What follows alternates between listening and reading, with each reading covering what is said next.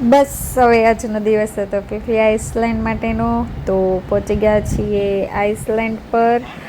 હવે આઈસલેન્ડ પર જવા માટે આપણે ત્યાં થાઈલેન્ડમાંથી નજીકના કોઈ પણ દેશ પરથી ટિકિટ બુક કરાવીને ત્યાંથી બધી ઇન્ફોર્મેશન કલેક્ટ કરીને આઈસલેન્ડ પર પહોંચી શકીએ છીએ.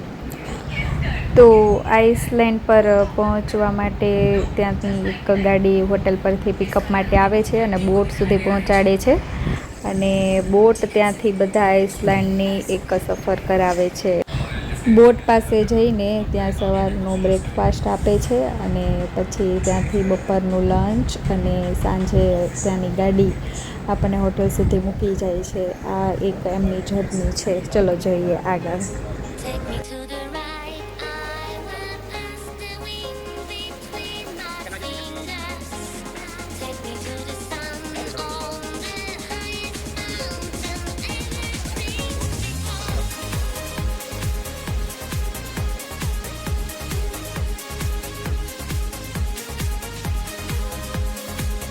તો ફીફી આઈસલેન્ડ કરાબી અને ફુકેટની વચ્ચે આવેલો એક મોટો આઇલેન્ડ છે કે જેની અંદર શોપિંગ માટેની બધી શોપ્સ, રેસ્ટોરન્ટ્સ, હોટેલ્સ, રિસોર્ટ્સ આ બધી વસ્તુ આવેલી છે.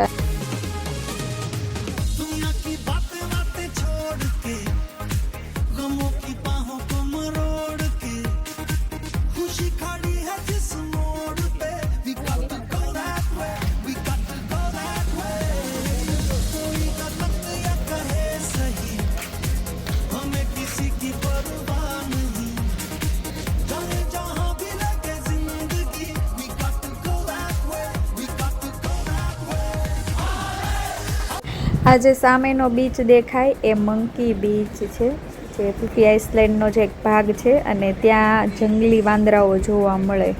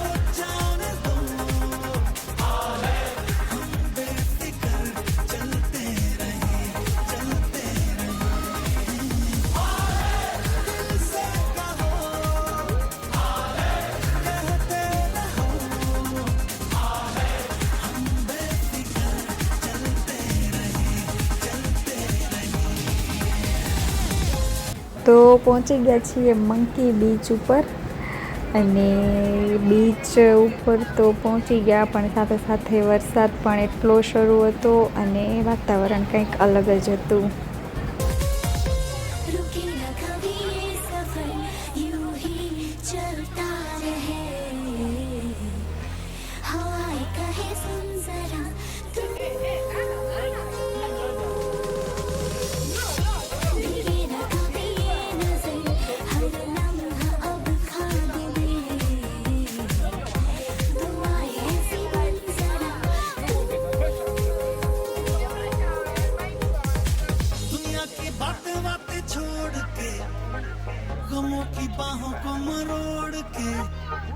खुशी खड़ी है जिस मोड़ पे we got to go that way, we got to go that way. कोई गलत या कहे सही हमें किसी की परवाह नहीं. जाए जहां भी लगे जिंदगी we got to go that way, we got to go.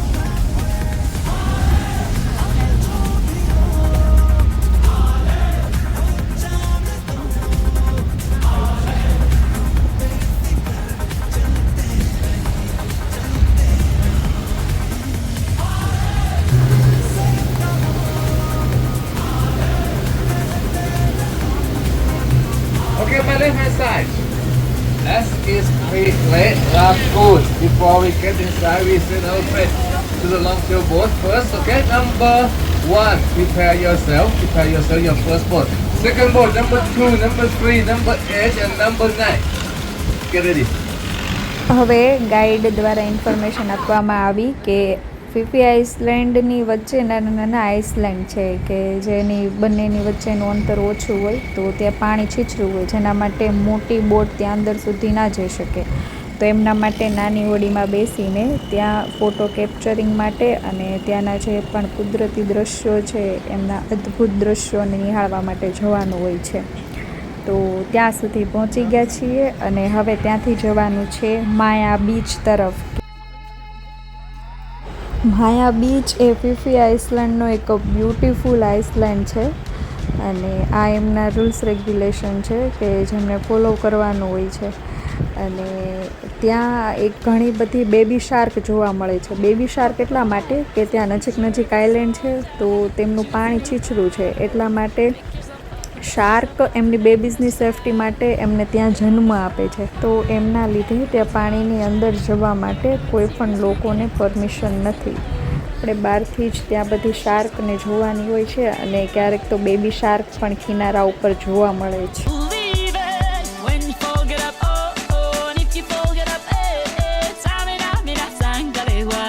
This is Africa. Samina, mina, waka, waka, Samina, mina, sakalewa. This time for Africa.